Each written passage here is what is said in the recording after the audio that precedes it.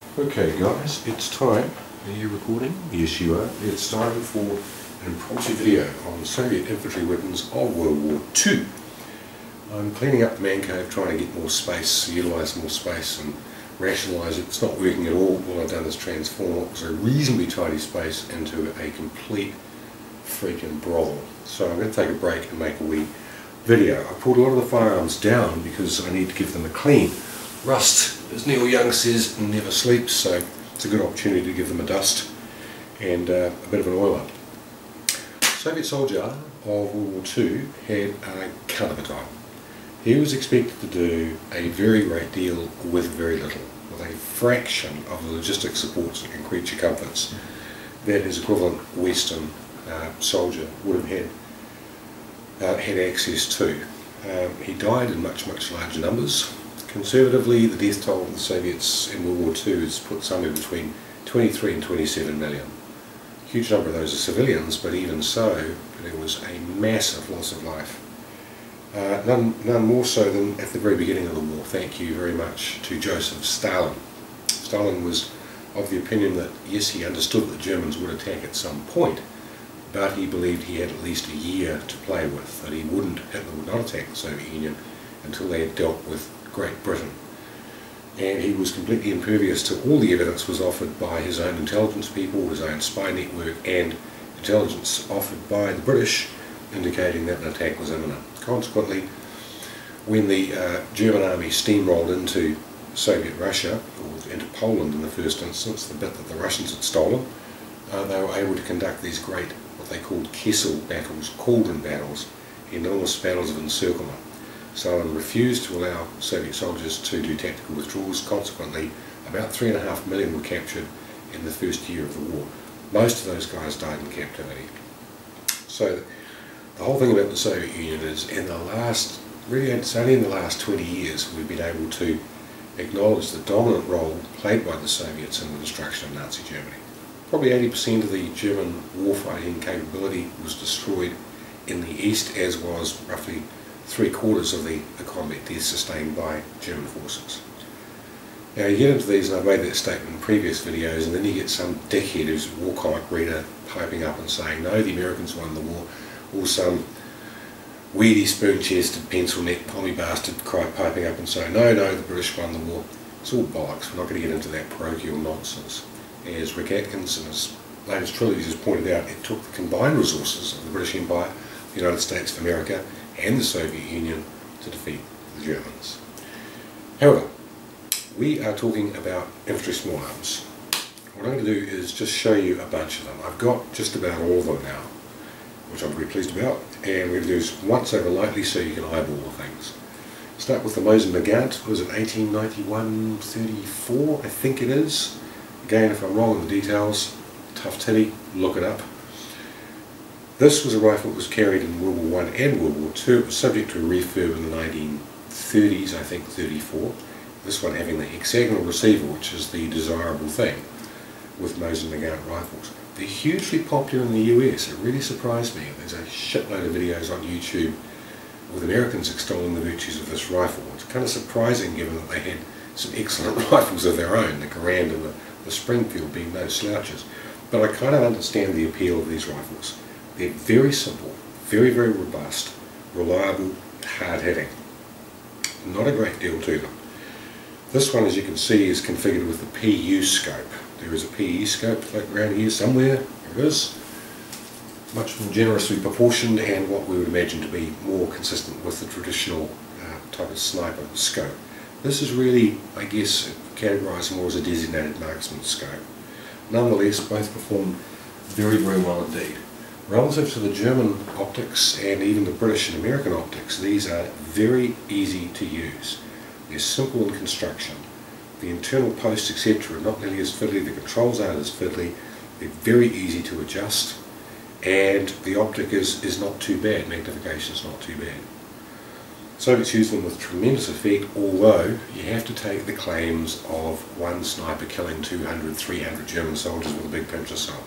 You have to understand the Soviet Union produced only a couple of things in abundance. One was tanks and the other was bullshit and lies. Soviet statistics are highly suspect, highly politicised, and you've really got to treat them with caution. So when you have a female sniper credited with 274 Germans killed in an 8-week period, it sounds too good to be true. It is too good to be true. It is bollocks. Anyway, I'm going to take this out and shoot it on steel again at 600 metres, as we did with the SLR. We shot successfully on steel at 600 with iron sights in pretty awful wind conditions about 6 weeks ago, and coming up in the next week or two we're going to take some of these old school sniper rifles out and see how they perform. In addition to that particular Nagant, in 1944 they introduced the carbine version. This is much beloved by everybody that's ever fired it because it's such a dramatic rifle. The short length of the barrel produces an enormous bang, as well as, if you're using Russian silver tip ammunition, a very impressive fireball. Very dramatic. Everybody on the range knows that you're shooting. It's a great deal of fun. The rifle itself, I think, is a really good, handy carbine. It's perfectly acceptable and accurate, in my experience to date, out to 400 metres, which is long range for the average infantry engagement. It's a lot handier, a little bit lighter to tote around than the full length, and later variants, of course, would accept a bayonet, a swing out bayonet, but used principally by cavalry, artillery crews, and at the very end of the war you'll see frontline infantry starting to carry these things. But overall a much more handy weapon, I think, than the full length.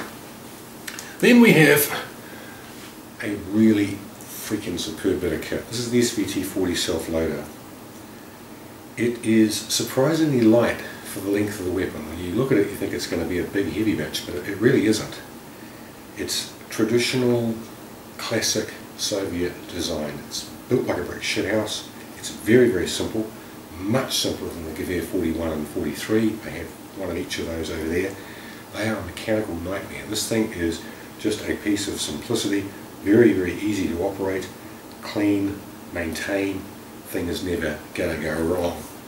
You do get a wee bit of push because of the lightness of the rifle if you're firing from the offhand, but in the kneeling and prone position it's pretty bloody good. It can be fitted with a PU scope, and I have one at the back of the receiver here.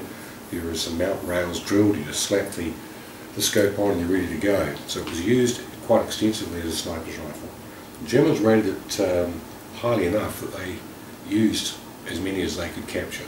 It's a much, much better infantry rifle than the over-engineered gun-safe queens that I've got over there, the Gewehr 41 and 43. Issue with it is you have to have a special tool to adjust the gas setting, but that's not such a huge deal. And as you can see with the bayonet fitted, she's a pretty long, pretty vicious looking bit of kit. I like it a lot. Okay, we'll move on to what do we do next? The handguns.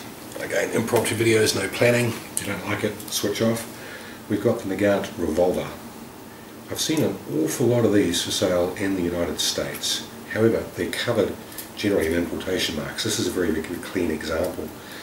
It's a popular pistol, really for the reason that when you cock the pistol, it seals the cylinder. It's a gas seal system. The cylinder is pushed forward into the mouth of the chamber and it's a complete seal. Now what this means is that cunning Americans can thread the muzzle and fit a suppressor.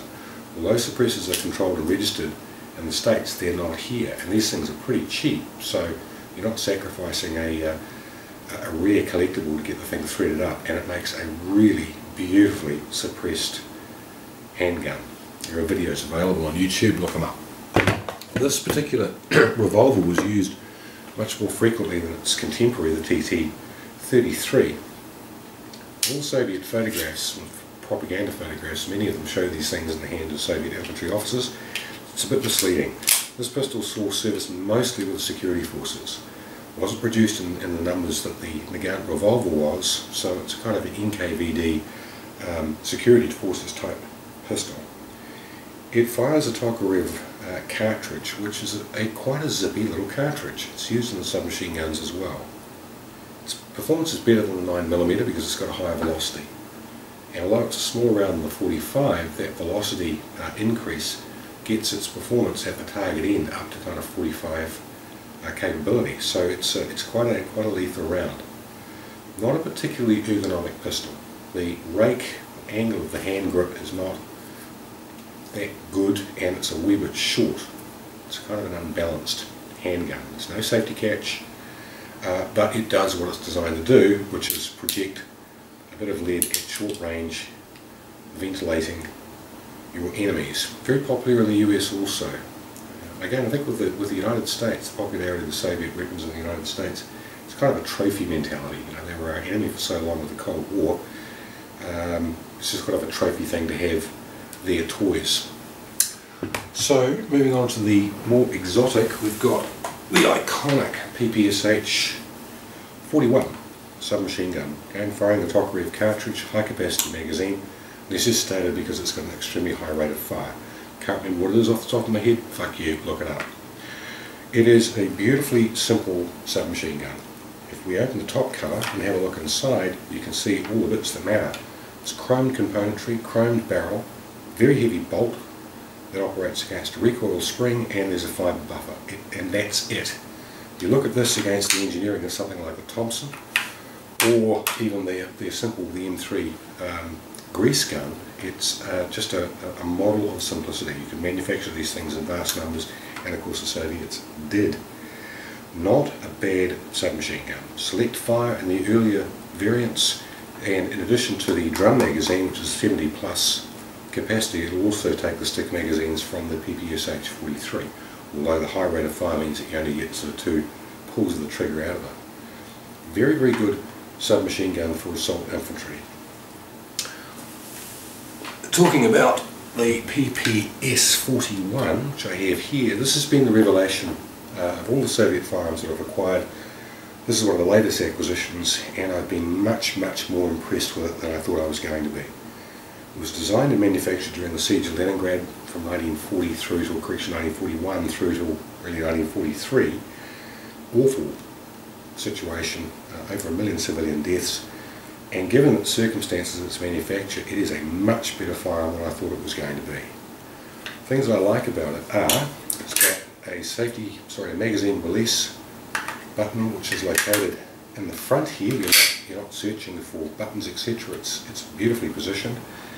There's a guard around the magazine which also acts as a grip, so there's not a tendency to try and grip the magazine. You do that with this generation submachine gun, you interrupt the feed just a little bit and you'll get stoppages. So ergonomically it's really good. The other things I like about it is the cocking handle goes back to this position, and its natural point of balance is here, which means you can run around carrying it and your hand acts as a brake on the cocking handle. It won't move forward, chamber around and fire when you don't want it to. Most of the submachine guns of this type, of its generation, had some kind of safety recess you put your cocking handle back into. Not so with the PPS 41, it has purpose-built safety catch. It's really well located. It means that you can ninja around in the patrol position with your finger very, very close to the trigger, and when you're required to operate the weapon, just push it forward and away you go. Again, there's no searching for buttons, safety catches, etc. I think it works particularly well. Another thing I like about it is the folding stock. It was copied from the MP38 and MP40 series, the German MP38 and MP40, but I think they've done a better job. The engineering of the mechanism that holds the stock in place is superior to the German. It's just a simple design change, but it means that there is absolutely no slop and wobble in the stock when you fire it. And again, it's quite a slim profile submachine gun. It's a beautiful point and shoot, realistic rate of fire. It's quite a bit lower than the PPS 41. Overall, just a much better submachine gun than I thought it was going to be, both in terms of fit and finish and ergonomics. I like the pistol grip. Also, very simple. If you have a look at something as complicated as the Thompson cuts compensator, the Soviets have gone, bugger that for a game of soldiers, and they've just used a simple bit of sheet metal to act as a muzzle brake to stop the problem associated with climb. And apparently it works. I haven't fired this, but apparently it does do what it's designed to do. Moving on to the heavy artillery, what we have here is a DP28 machine gun, DP28M in this instance. I would have preferred to have a DP28. Generally, if I have a choice, I'll try and get the first mark of the weapon. Ideally I'll get them all, but the first mark is always a little bit more interesting and pure to my way of thinking. They modified this because they had problems with the temper of the recoil spring. It used to be located underneath the barrel, and there was a problem with sympathetic radiation of heat. Heat radiating from the barrel into the spring and affecting its temper. The spring would then get sloppy, the rate of fire would diminish, and you'd get stoppages. And typically Soviet solution to this problem, rather than re-engineer an entirely new family of machine guns, they just displaced the recoil rod into the rear of the receiver. And the spring is contained in this chunk as well, kind of goes over the top of the bolt. It's got a pistol grip which the DB28 doesn't have, and the reason that you'll see Soviet soldiers walking around and shooting this thing hanging onto the bipod is that if you try and shoot from the hip, without doing that, you'll burn the shit out of your hands in the first instance, and the ejected cartridges also come down, hit your forearm and burn you. Although this big 70 plus round drum magazine on the top is a little bit awkward, it does give you a superior rate of fire, sustained rate of fire, than something like the Bren. However, not as good as the Bren because you can't change the gas setting easily. The gas plug is here, and in order to change the gas setting you have to pull out a split pin, which is a pain in the ass, make your adjustment and then figure out how to reinsert the split pin and reposition it. A job for the number 2. All this stuff is hot, takes time, it's just not ideal. The Bren you can do it in about 2 seconds. But having said all that stuff, it is a brutally reliable machine gun. I fired one in Texas. When you fire this thing you're aware that there's a whole lot of extremely violent things going on in the interior of the gun, but in a very reliable way. It's a machine gun that's not going to break. All the componentry is over-engineered in terms of its mass. It has a bolt which is quite an elegant solution to the problem of firing pin protrusion. There are 2 wings that hold the firing pin, the base of the firing pin, to the rear all the way as the bolt travels forward again until it's in the correct battery position, and then it'll enable the firing pin to be released and hit the primer. If you don't have that, you have the problem of slam fires, which is something that characterises the MP34, correction, the MG34. Again, ergonomically, the bipod is not particularly user-friendly. Once it's down, you have a tendency just to leave it down. But for all that, it's an extremely robust and reliable, which are the 2 cardinal virtues of any infantry small arms machine gun. Okay, we'll come to the big heavy machine gun in a second, but just to give you an idea of the grenades, I've got their pineapple type, a simple striker-fired grenade, and their stick grenade, if you like. It's both offensive and defensive. It's a reasonably thin case on the offensive version, which means you can throw and follow it up very quickly. If you wanted to use it defensively, that is to say to chuck out a lot of big chunks of shrapnel, you could slip a fragmentation sleeve over the top of the thing, and you've got a dual purpose grenade. Pretty intelligent solution. Something you don't see much in the Western armies, but was used very extensively by the Soviets as their anti-tank grenade. It's a hollow charge, uses a hollow charge, shape charge, hollow charge principle. Pull the pin, throw the device, the handle falls off and it trails a sheet of fabric behind it. It's called a drogue. What that does is ensure that the grenade strikes the armoured surface in the right attitude, as in it's not tumbling, and a hollow charge takes effect, and it will punch a very big hole in quite thick armour. Soviets were much more accustomed to dealing with tanks at close range with infantry and weapons such as this than his Western counterparts, and it worked very, very well. I'll just show you this machine gun and then I'll wrap this thing up. I don't want to spend too much time. Impromptu video. What we've got here is the M1910. It's the Maxim, Russian Maxim. Really a World War I machine gun, thoroughly reliable, water cooled, great rate of fire, and the Soviets have made some little design changes. The type of gun that you see in other armies, they've put it on its own custom built Sukolov, I think it is, carriage. This arm will fold out from underneath, and it means that you can tow it behind a truck, you can tow it behind a pony, you can run the thing into battle with a couple of soldiers hanging on the end of that carriage. It's more mobile than the equivalent, which would be, I guess, the British Vickers gun. This one is a bit strange. It was captured by the Finns in the Winter War in 1940 and refurbished by their Finnish arsenal. It has the presence of this little peep in the gun shield. The gun shield can just be lifted off, no problem. This was for fitting a kind of a periscopic sight that they experimented with but never actually adopted formally for service. So it's an interesting piece from that point of view. You have a look at the dimensions of the receiver. She's a very, very substantial bit of metal, very wide. And have a look at what the British did. They simply inverted the lock and they reduced the overall dimensions of the receiver by about a third. So it is a gun that could have been slimmed down somewhat, but for all that it served from day one through till the very end of the war, and just an extraordinarily reliable bit of kit. Only thing you have to do when you're setting this thing up is to adjust the fusee spring tension correctly. If that's right, then the gun is going to go and go and go. You have no problems whatsoever. So that's the end of the impromptu video. Show you some of the toys. I have to now get back on with cleaning this brothel of a room. This year, 2013, is going to be a fucking good year. Last year was meant to be a fucking good year, but we had some technical issues with the sale of the business. It held up. So a lot of the things that I wanted to do last year I'll be doing this year. It's now just the beginning of January. We're back in the United States to the Louisville MAC show, the big militaria show, my first big US militaria show. We're doing that at the end of February, beginning of March. Prior to that I've got a full week of long range shooting down in Hamilton, which I'll video. Then later in the year, in about June, Joe and I and a few friends are going to Europe. We're going to go to Gallipoli, sort of sacred ground for New Zealand and Australia, and I'll be filming that. Then we push on into Italy, and Travis and Emery and I are going to head down to Monte Cassino, go into Rome, down to Monte Cassino, back up to Anzio, then faff around in Italy for a couple of weeks before they head home. Joe and I will push on up into Switzerland, where I'm just in the process of booking one of those Hunter jet flights over the Alps. And then we're going up in Scandinavia, a place I haven't been before. Also kicking around the idea of trying to get across the US in August to do the jump school. I've been talking about this for 2 years. I think this is the year I'll do it. That's where you go over and you jump out of the C-130 and the period gear, uniforms, etc. So it's going to be a bloody good year. It should stick around. I'll make some videos as we go, and at some point I'll make some properly planned videos on the small arms. But in the meantime, I've got a life to lead. I'm busy. Hope you're all well.